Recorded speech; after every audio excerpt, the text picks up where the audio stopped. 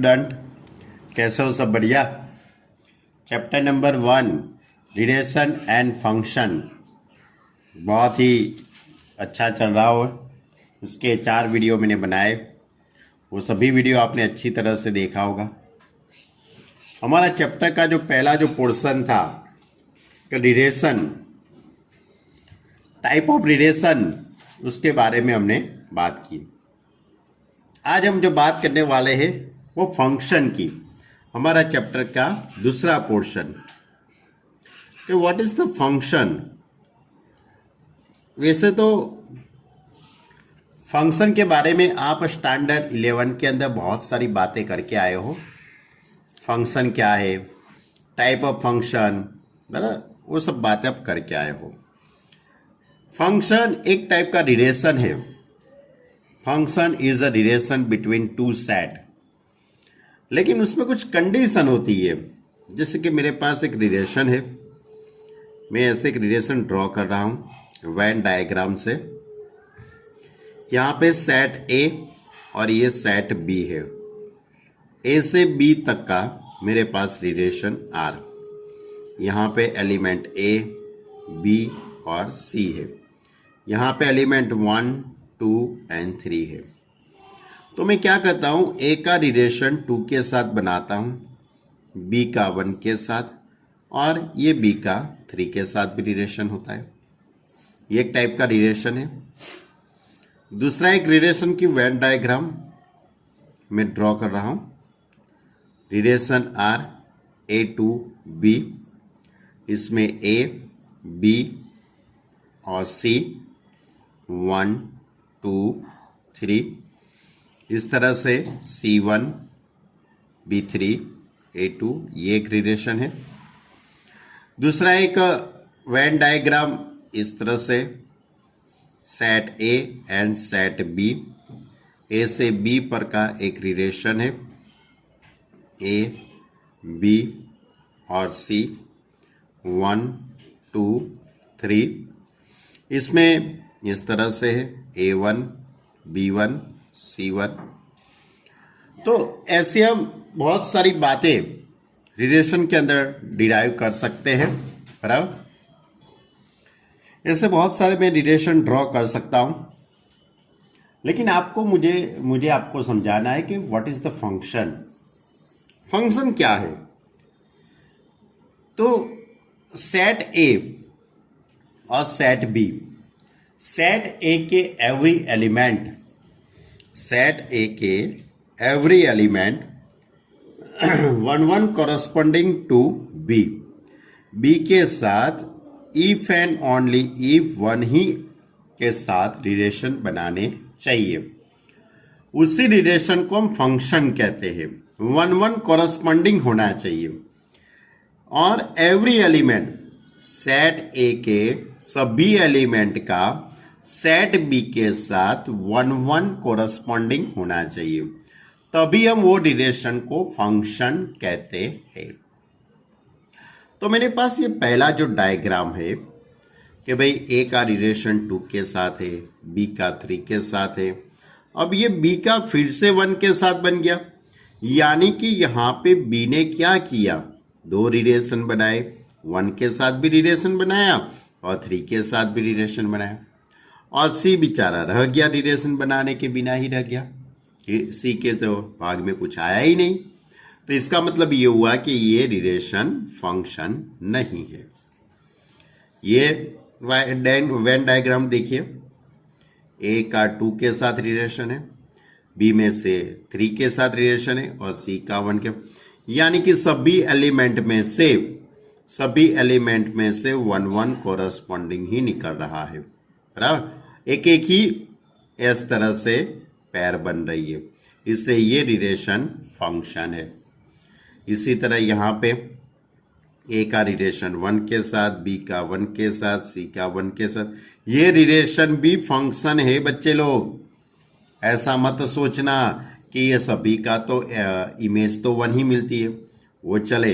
अपने को तो क्या देखना है, ये लेफ्ट हैंड साइड के अंदर, ये लेफ्ट हैंड साइड के जो सेट है उसमें से एक, सभी में से एक एक ही एलिमेंट की पैर बननी चाहिए। जैसे कि ए बी सी, यहाँ पे 1 2 3। अब मैंने ए का 1 के साथ रिलेशन बनाया, बी का 2 के साथ, सी का 3 के साथ, तो ये रिलेशन फंक्शन है। लेकिन यदि मैं बी में से 3 के साथ भी रिलेशन बना देता हूं, तो इसका मतलब ये हुआ कि बी का 2 के साथ भी रिलेशन बनता है और बी का 3 के साथ भी रिलेशन बनता है।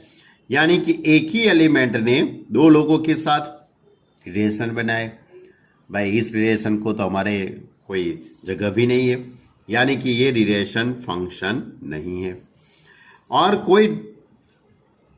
कोई भी एलिमेंट बाकी रहना भी नहीं चाहिए।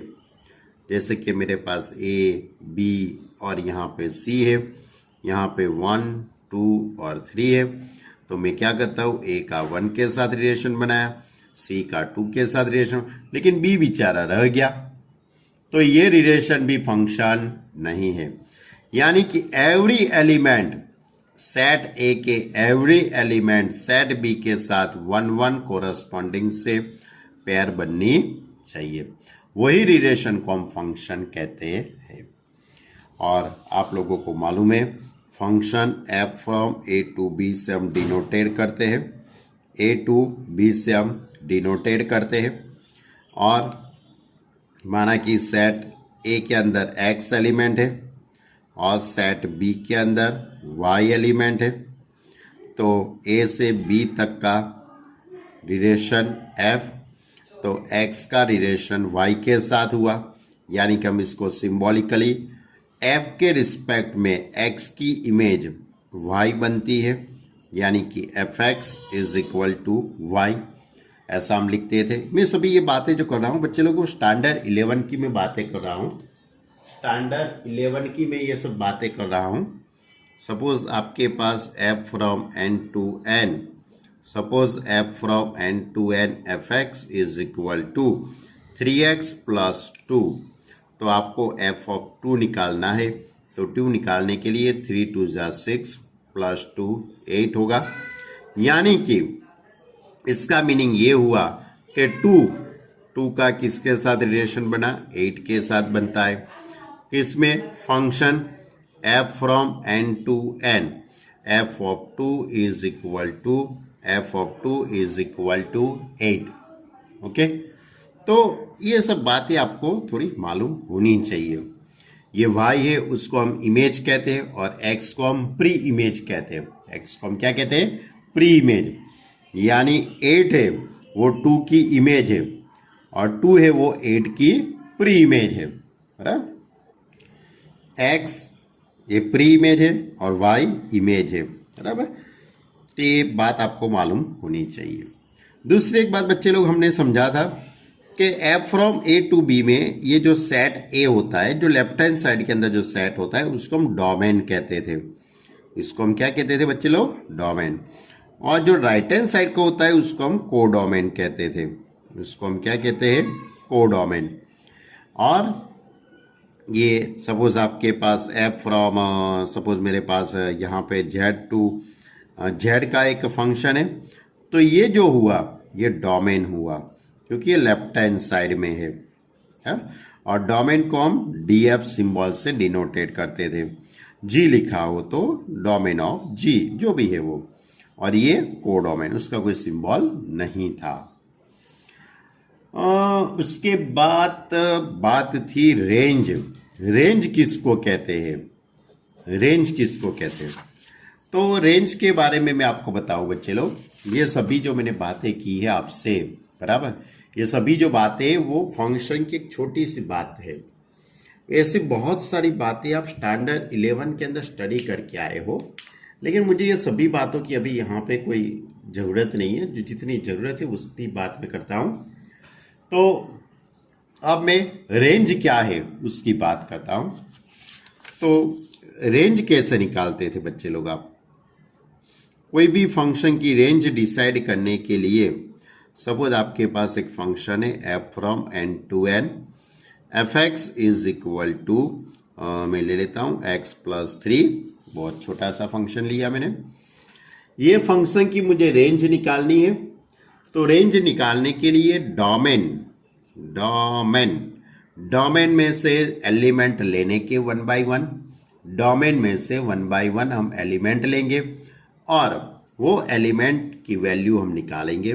सपोज यहाँ पे नेचुरल नंबर n है तो 1 से स्टार्ट होगा, तो पहले मैं 1 लेता हूँ, तो 1 प्लस 3 तो इज इक्वल टू 4। उसके बाद 2 पुट करता हूँ तो 2 प्लस 3 इज इक्वल टू 5। उसके बाद 3 पुट करता हूँ तो 3 प्लस 3 इज इक्वल टू 6। यानी कि यहाँ पे 4, 5, 6 बराबर। ये सभी जो आंसर जो आया आपके पास, ये आंसरों का हमने क्या निकालते हैं, उसको एक सेट के अंदर रखते हैं। इसको हम जो सेट बनता है उसको हम रेंज कहते हैं। तो range of function is equal to 4, 5, 6, ये रेंज निकाली हमने। तो इस तरह से हम कोई भी फंक्शन की रेंज निकालते हैं बच्चे लोग। क्लियर, मालूम पड़ गया? okay. दूसरी एक बात बच्चे लोग कि रेंज निकालने के बाद एक और बात आप ध्यान रखना, ये मैंने रेंज निकाली है वो 4, 5, 6, 7, 8 ऐसे नंबर आते हैं। और यहाँ पे आप कोडोमेन देखिए, कोडोमेन क्या है, कैपिटल एन है। कोडोमेन क्या है, कैपिटल एन। कैपिटल एन के तो 1, 2, 3, 4, 5 सब आता है। तो यहाँ पे रेंज और कोडोमेन इक्वल नहीं है। सभी सम के अंदर कोडोमेन और रेंज इक्वल नहीं होती है, वो अलग अलग होती है। यानी कि रेंज के सभी एलिमेंट कोडोमेन में होते हैं, रेंज के सभी एलिमेंट वो इज सबसेट ऑफ कोडोमेन बराबर। लेकिन कोडोमेन के सभी एलिमेंट रेंज में हो ऐसा जरूरी नहीं है। हाँ, रेंज के सभी एलिमेंट कोडोमेन में तो होंगे ही बराबर, लेकिन ये दोनों इक्वल भी हो सकते हैं और अलग अलग भी हो सकते हैं। ओके, तो ये इतनी जो बातें थी वो फंक्शन की फंडामेंटल बातें थी बराबर। अब कोई भी दूसरी भी एक बात है, जैसे कि मैंने यहाँ पे लिखा है 1, 4, 2, 3, तो उसको हम इस तरह से भी लिखते हैं कि 1, 4 ऑर्डर पेयर में 1, 4, 2, 5, यानी 2 की इमेज 5 मिल रही है, 3 की इमेज 6 है। तो इस तरह से हम ऑर्डर पेयर में भी फंक्शन को डिनोटेट कर सकते हैं बराबर। ये भी ये बात आपको याद होनी चाहिए। ऐसी सभी बहुत सारी बातें वैसे तो हमने स्टैंडर्ड 11 में की थी। अब बात करता हूं मैं आपसे, जो मैंने थोड़ी बातें जो नोट की है, से फंक्शन की एक छोटी सी बात आपसे लिखी है। A relation f from a set A to set B is said to be a function if every element of set A has unique image in set B। यानी कि सेट A की यूनिक इमेज सेट B में होनी चाहिए, वही relation को हम function कहते हैं। The function f from A to B is denoted by f from A to B। A belongs to A and B belongs to B and FA is equal to B। हम ऐसे लिखते हैं। जो पहला जो यहाँ पे होता है उसको हम डोमेन कहते हैं, यानी कि सेट A के अंदर जो भी एलिमेंट होते हैं वो हम एक ही जगह पे लिखते हैं, तो हम उसको डोमेन कहते हैं। और इस साइड का होता है उसको हम कोडोमेन कहते हैं। और इसमें रेंज भी हम लिख सकते हैं, range R F is equal to B such that AB belongs to F। दूसरी बात है टाइप ऑफ फंक्शन। अब वैसे तो देखा जाए तो फंक्शन बहुत टाइप के हैं, इसमें से थोड़ा अपने को जो मालूम है या तो थोड़ा अपने को ज़रूरत है उसकी बात करते हैं। तो सबसे पहला जो फंक्शन है वो आइडेंटिटी फंक्शन। तो f from R to R f(x) is equal to x for every x belongs to R is identity function. यानी कि आप जो नंबर लेते हो वही उसका आंसर आता है, उसको हम आइडेंटिटी फंक्शन कहते हैं। सपोज आपके पास f(x) is equal to x है और फंक्शन है आपका f from Z to Z। यानी कि इसका मीनिंग ये हुआ कि 0 में 0 ही आंसर आता है, 1 में 1 आंसर आता है, 2 लेते तो 2 आंसर आएगा, क्योंकि जो आंसर लेते हो एलिमेंट वही आंसर आता है। तो इस टाइप के फंक्शन को हम आइडेंटिटी फंक्शन कहते हैं। It is a identity function, और इसको हम आई ए से डिनोटेड करते हैं। यहाँ जेड से जेड का है तो हम इसको आई जेड कहते हैं, I Z from Z to Z. I N लिखा है तो हम उसको एन टू एन लिखते हैं। आई ए लिखते हैं तो इसका मीनिंग होता है ए टू ए। इस तरह से identity element I A X is equal to X. Okay, और आइडेंटिटी जो एलिमेंट है उसकी जो लाइन होती है वो ओरिजिन में से ऐसे पास होती है। इसका जो आप ग्राफ ड्रॉ करो तो उसका ग्राफ इस तरह से होता है। ये आइडेंटिटी एलिमेंट की बात है। दूसरा है कांस्टेंट फंक्शन, किसको कहते हैं?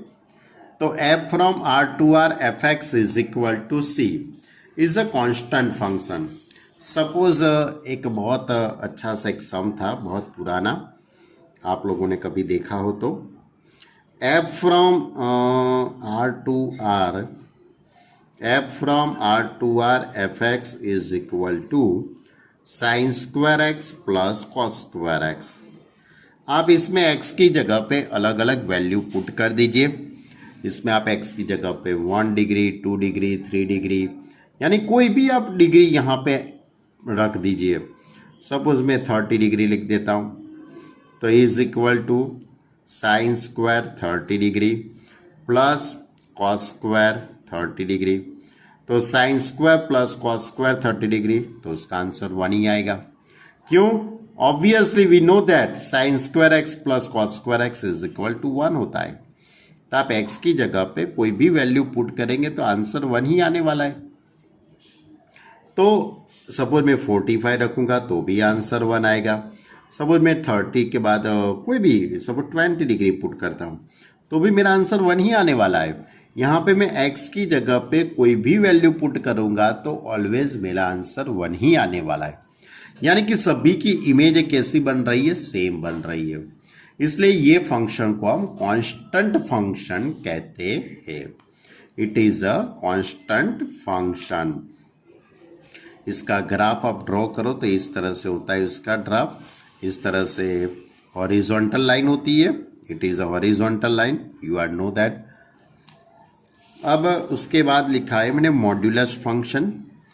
The function f from R to R defined, function f from R to R defined by fx is equal to mod of x. Every x belongs to R is called a modulus function. तो fx is equal to mod of x is equal to plus x greater than or equal to 0 और minus x less than 0। इसके बारे में भी आपसे बहुत बारी बात की गई है कि मॉड्यूलस फंक्शन है, उसका जो ग्राफ होता है इस तरह से होता है। ये मॉड्यूलस फंक्शन कहते हैं हम इसको। इसके बाद साइनम फंक्शन, साइनम फंक्शन यानी कि साइन। तो the function F from R to R defined by F X is equal to mod of X upon X, X not equal to 0 और एक्स इज इक्वल टू 0। यानी कि mod of X upon X, F X is equal to mod of X upon X. यदि x positive होता है तो x upon X is equal to 1 answer आता है। Clear? यदि x नेगेटिव होता है तो minus X upon X is equal to -1 होता है, और x की वैल्यू 0 होती तो आंसर 0 ही आएगा। क्लियर? तो 1 -1 और 0। क्लियर? तो ये हुआ साइनम फंक्शन होता है। यानी कि कोई भी पॉजिटिव नंबर लेते तो उसका आंसर ऑलवेज 1 आता है। नेगेटिव वैल्यू लेते -1/2 लो या -3 लेते या -6 लेते हो, कुछ भी लेते हो, उन सभी का आंसर ऑलवेज -1 आता है। और 0 तो वैसे भी उसका आंसर 0 ही आता है। इसके पास हम कह सकते हैं कि ये जो साइनम फंक्शन है उसका domain of the sinum function is R and range is always -1, 0 और 1। इसकी रेंज के अंदर ऑलवेज -1, 0 और 1 ही होता है। क्लियर? तो ये बातें थोड़ी आपके लिए रखी थी क्योंकि आपको टाइप ऑफ फंक्शन थोड़ा मालूम होना चाहिए। और ये सभी के मैंने यहाँ पे छोटे छोटे ये सम भी लेके आपको समझाया कि भाई इस तरह से भी आप इसको याद रख सकते हो, बराबर। तो अब और भी थोड़ी बातें हैं। वैसे तो टाइप ऑफ फंक्शन की बात करें इतनी कम है बच्चे लोग कि जैसे कि आपको मालूम है कि F from R to R it is a real valued function है, बराबर। It is a real valued function है, इसको हम रियल फंक्शन भी कहते हैं, बराबर। तो और इसके अलावा greatest integer function, smallest integer function, बराबर, ये सब बॉक्स वाला जो फंक्शन है, बराबर। तो ये भी एक फंक्शन है, उसका आपको ग्राफ याद हो तो इस तरह से था उसका ग्राफ, बराबर। तो ये भी एक टाइप का फंक्शन ही है, लेकिन अभी ये सभी की ज़रूरत जब पड़ेगी तब मैं बताऊंगा। लेकिन स्टैंडर्ड 11 की आपके पास किताब हो, स्टैंडर्ड 11 की कोई भी मटेरियल आपके पास पड़ा हो तो उसमें आप देख सकते हो, बराबर। तो वरना तो मैंने सब बातें यहाँ पे PDF में लिख के आपको भेज दी है, जहाँ जहाँ भी ज़रूरत पड़ेगी वहाँ वहाँ मैं आपको बताते ही रहूँगा, कोई दिक्कत है नहीं। चलो अब आगे की बात करते हैं। अब अपना जो चैप्टर हम स्टैंडर्ड 12 की बात करें, 11 की बातें बहुत हो गई, बराबर। और स्टैंडर्ड 12 के अंदर हमारा जो एक्सरसाइज 1.2 है उसके अंदर आपको फंक्शन के टाइप ऑफ फंक्शन में एक बात बताई कि 1 फंक्शन किसको कहते हैं और ऑन टू फंक्शन किसको कहते हैं। तो पहले मैं ये सब बात समझाने से पहले आपको एक सम बताता हूँ। सपोज आपके पास एक function f from n to n fx is equal to X square है। दूसरा एक फंक्शन है f from z to z, f from z to z fx is equal to X square. ये दो फंक्शन है। f from n to n यानी कि आपको नेचुरल नंबर 1 से शुरू करेंगे, 1 2 3 4 5। तो पहले मैं 1 पुट करूँगा तो 1 का स्क्वायर 1, उसके बाद 2 पुट करूँगा, 2 का स्क्वायर 4, उसके बाद 3 पुट करूँगा, 3 का स्क्वायर 9, 4 पुट करूँगा तो 4 का स्क्वायर 16। इस तरह से मैंने इसकी रेंज निकाली है। अब इसी तरह इसकी बात करता हूँ, f from z to z। अब मैं x की जगह पे 0 पुट करता हूँ तो 0 का स्क्वायर 0, 1 पुट करता हूँ, 1 का स्क्वायर 1, 2 पुट करता हूँ, 2 का स्क्वायर 4, 3 पुट करता हूँ, 3 का स्क्वायर 9। अब -1 पुट करता हूँ, -1 का स्क्वायर +1, -2 का स्क्वायर +4। इस तरह से यहाँ पे मैंने बात की है। अब ये दोनों फंक्शनों में थोड़ी बात डिफरेंट है। आप यहाँ पे देख सकते हो कि कोई भी इमेज यहाँ पे रिपीट नहीं होती है। यहाँ पे 2 का आंसर 4 आ गया तो 100 आ गया, यहाँ पे 3 का आंसर 9 आता है तो आ गया। लेकिन अब ये फंक्शन देखिए अच्छी तरह से, ये 2 का भी आंसर 4 है और -2 का भी आंसर 4 है, यानी कि यहाँ पे इमेज क्या होती है, रिपीट होती है। -1 का भी आंसर 1 है और 1 का भी आंसर 1 है। -3 लेंगे तो उसका आंसर 9 आता है, 3 का आंसर भी 9। तो यहाँ भी इमेज क्या बनेगी, रिपीटेशन होगी। तो मेरे कहने का मतलब ये है, जहाँ पे इमेज रिपीट नहीं होती है उसको हम 1 फंक्शन कहते हैं। इसको हम कौन सा फंक्शन कहते हैं, 1 फंक्शन। और जहाँ पे इस तरह से इमेज रिपीट होती है उसको हम मैनी 1 फंक्शन कहते हैं। इसको हम क्या, कौन सा फंक्शन कहते हैं बच्चे लोग, मैनी 1। यानी 2 टाइप के फंक्शन है, 1 फंक्शन और मैनी 1 फंक्शन। अब इसके बाद उसके डेफिनेशन कैसे लिखेंगे, तो अब देखो यहाँ पे 2 और 3, डिफरेंट है 2 और 3 डिफरेंट है तो उसका आंसर भी डिफरेंट ही आता है। यानी 2 इज नॉट इक्वल टू 3, तो उसकी जो इमेज बनेगी f of 2 is not equal to f of 3, यानी उसकी इमेज भी इक्वल नहीं है। जब भी आप यहाँ पे देखिए -2 और 2, -2 और 2 ये दोनों डिफरेंट है, लेकिन उसका जो आंसर आता है f of -2 is equal to f of 2 होता है। तो f ऑफ -2 और 2 ये दोनों डिफरेंट है तो उसका आंसर इक्वल आता है। जब यहाँ ये दोनों भी डिफरेंट है तो उसकी इमेज भी डिफरेंट आती है। यानी कि सपोज हम इसके डेफिनेशन ऐसे बनाएंगे, suppose f from a to b is a function, f from a to b is a function. अब ये जो सेट A है उसमें से मैं 2 एलिमेंट x1 x2 लेता हूं। ये x1 और x2 ये दोनों डिफरेंट है तो उसकी इमेज भी यहाँ पे डिफरेंट ही बनेगी।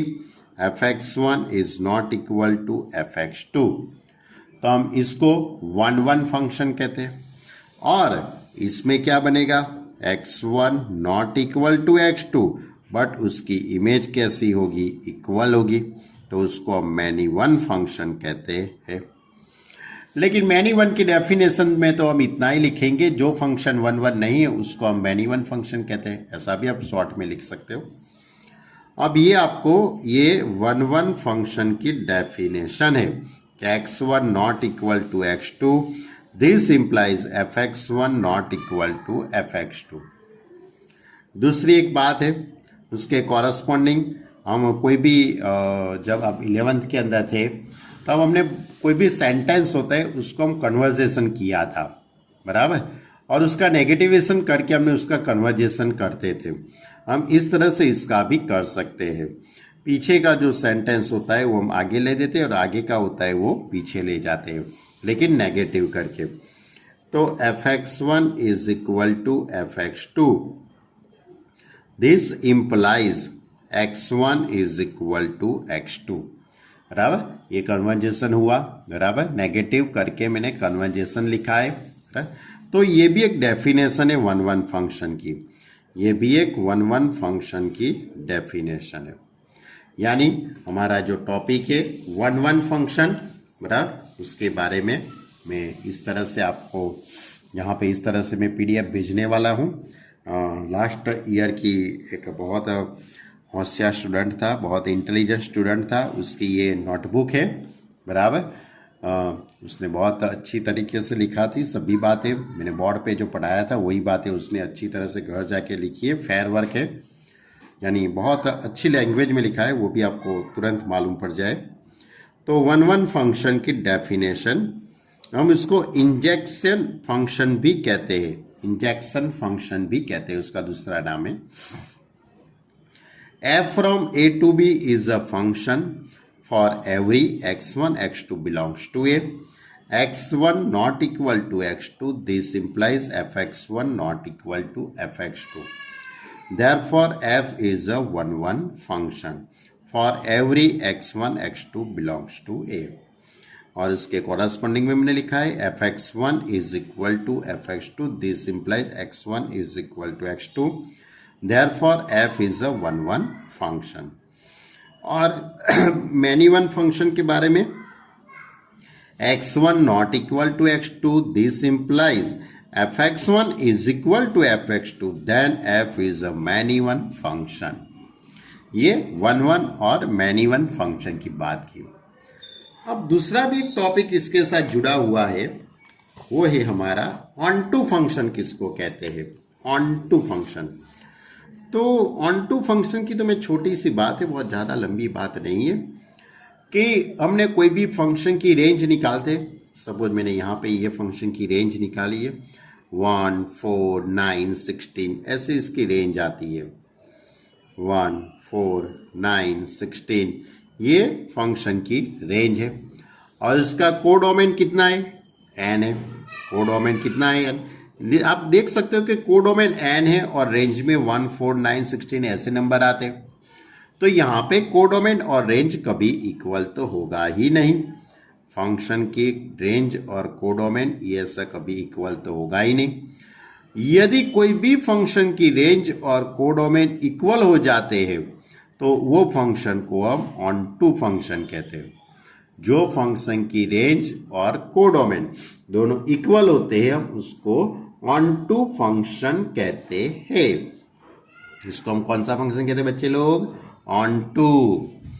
और इसके साथ एक और भी बात है, इसका मीनिंग ये होता है कि ये सेट ए और ये सेट बी है, इसमें कोई एक्स एलिमेंट है, यहाँ पे कोई वाई एलिमेंट है। हम वाई की प्री इमेज निकालते हैं, हम वाई के सभी एलिमेंट की प्री इमेज निकाल सकते हैं और वो कहाँ पे मिलने वाली है? डोमेन में। तो for every y belongs to b के अकॉर्डिंग आपको x बिलोंग्स टू a ऐसा मिलता है कि जैसे fx is equal to y हो। ये कंडीशन सेटिस्फाई होता है, उसको भी हम ऑन टू फंक्शन कहते हैं। लेकिन मैं ये डेफिनेशन की यूज सभी क्वेश्चनों में करने वाला नहीं हूँ। सभी क्वेश्चन में ये डेफिनेशन का मैं यूज नहीं करूँगा।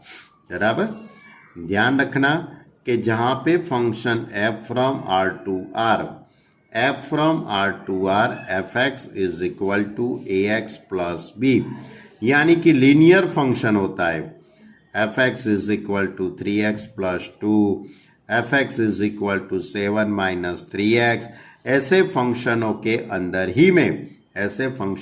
अंदर ही मैं ऑन टू की बात करूँगा ये डेफिनेशन से, वरना मैं तो सभी की रेंज और कोडोमेन ही देख लूंगा। जो फंक्शन की रेंज और कोडोमेन इक्वल हो जाती है उसको हम ऑन टू फंक्शन कहते हैं। बराबर जो फंक्शन की रेंज और कोडोमेन इक्वल होते हैं हम उसको ऑन टू फंक्शन कहते हैं। और यदि f from r to r fx is equal to 3x plus 2 5x plus 7 इस तरह के फंक्शन होते उसमें ही हम इस तरह की बात करेंगे।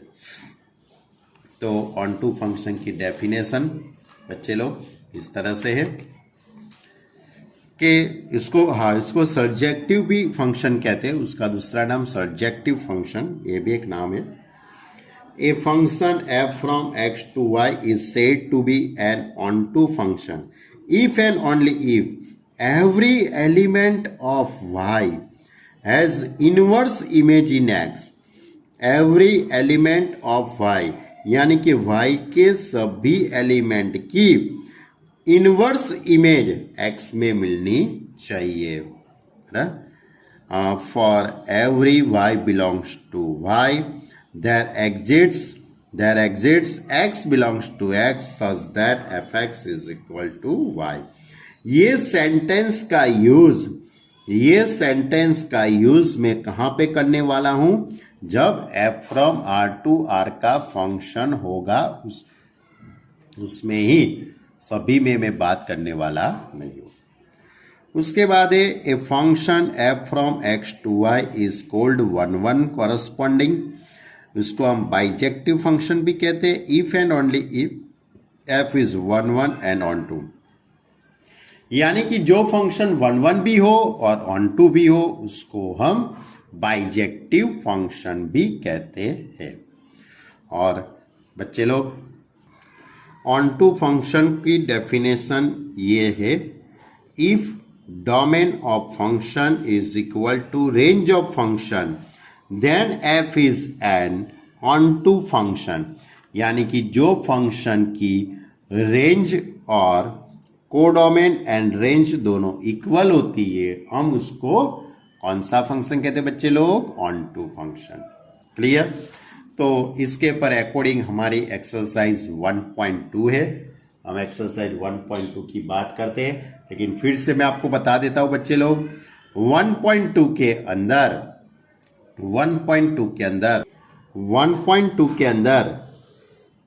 1 फंक्शन और ऑन टू फंक्शन के ही क्वेश्चन है, सभी क्वेश्चन।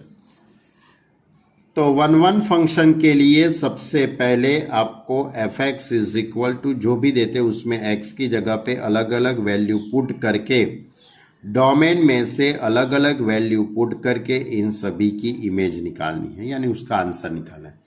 यदि यहाँ पे रिपीटेशन होता है तो उसको हम 1 1 फंक्शन नहीं कहते हैं, और इसमें रिपीटेशन नहीं होता है यानी कि सभी की इमेज डिफरेंट मिल रही है, अलग अलग मिल रही है, तो उसको हम 1 1 फंक्शन कहते हैं। और यदि फंक्शन एफ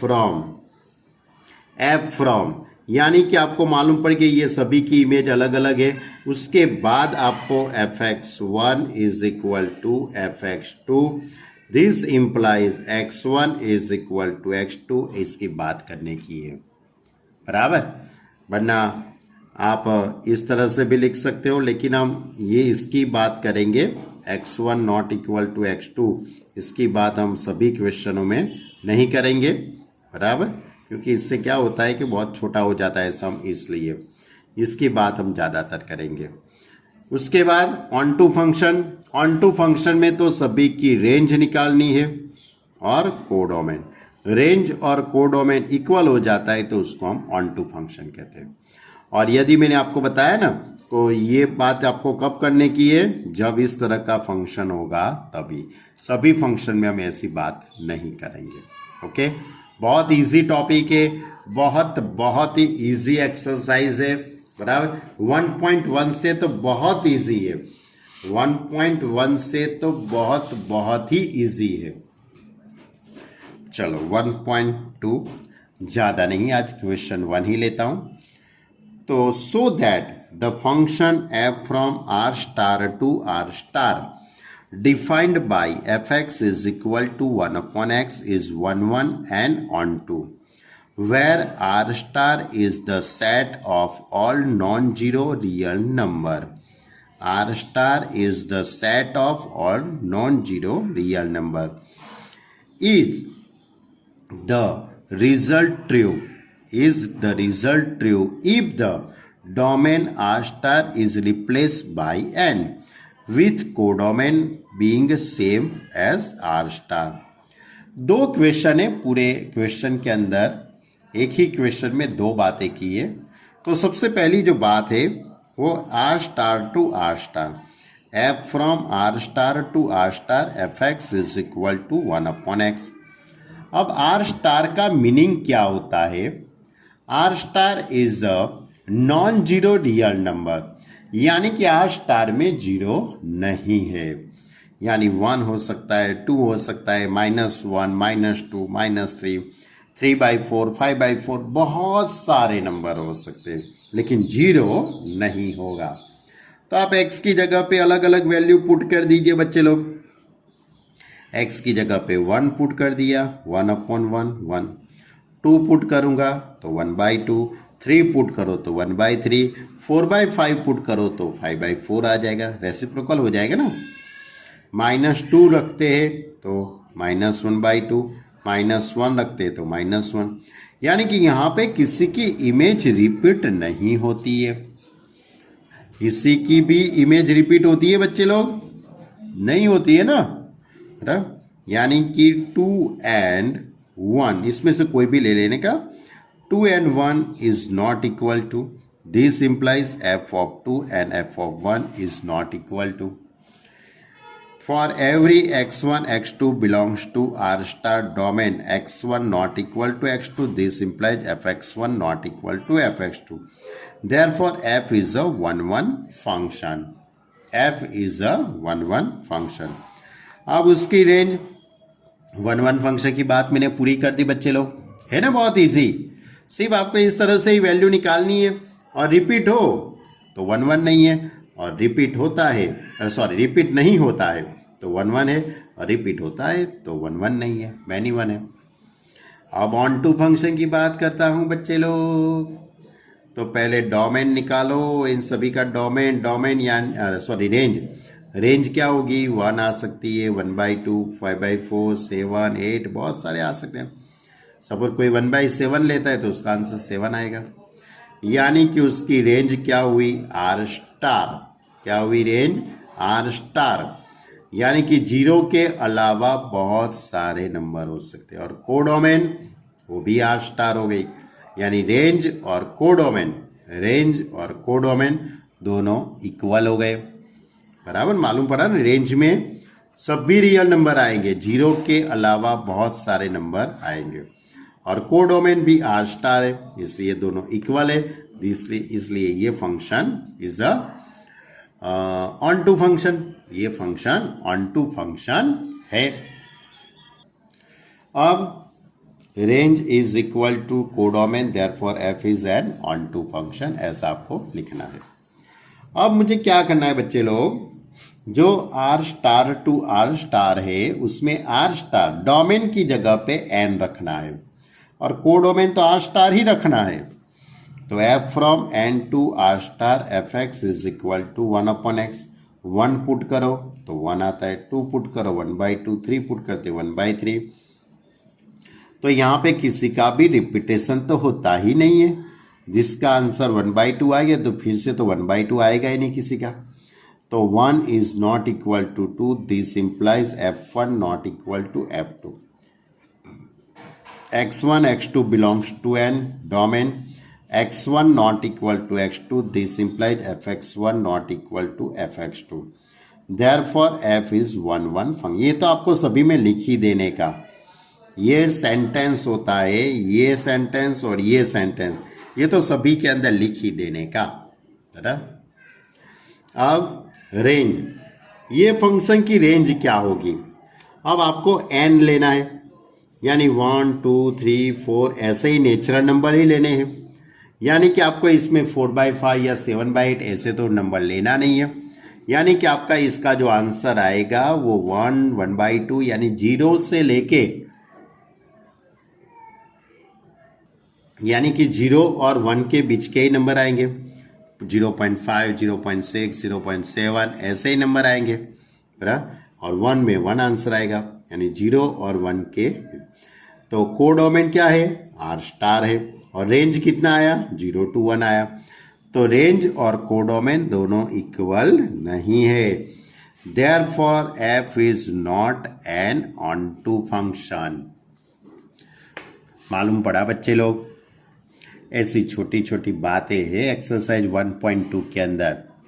तो मैं इतने तक यहाँ तक रखता हूँ, क्योंकि मैंने आज वैसे बातें बहुत कम की है, लेकिन बहुत बड़ी बड़ी बातें कर दी है।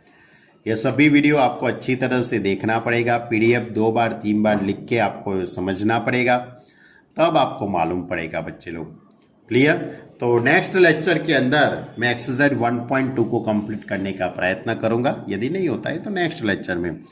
लेकिन बहुत इजी टॉपिक है 1 एंड ऑन टू। किसी को मालूम नहीं पड़ता है तो मुझे फ़ोन करके पूछ लेना कि सर ये 1 और ऑन टू क्या है, तो मैं उसको पर्सनली समझा दूंगा। लेकिन ऐसा कभी मत सोचना कि यार इतना बड़ा चैप्टर, कितना कठिन चैप्टर है, इससे तो वो इंट्रीगेशन वाला बहुत अच्छा था, ऐसा मत सोचना। ये चैप्टर भी बहुत इजी है, और इसमें तो फॉर्मूला ही नहीं है बच्चे लोग। वो तो सोचो, वो इंट्रीगेशन में तो कितनी सारी फॉर्मूला थी, इसमें तो कोई फॉर्मूला ही नहीं है। तो चैप्टर इजी हुआ ना, चैप्टर बहुत इजी है। बराबर? चलो स्टूडेंट, अच्छी तरह से तैयारी करना, प्रिपरेशन करना। कुछ भी मालूम नहीं पड़ता है तो मुझे बताना। Okay student, bye.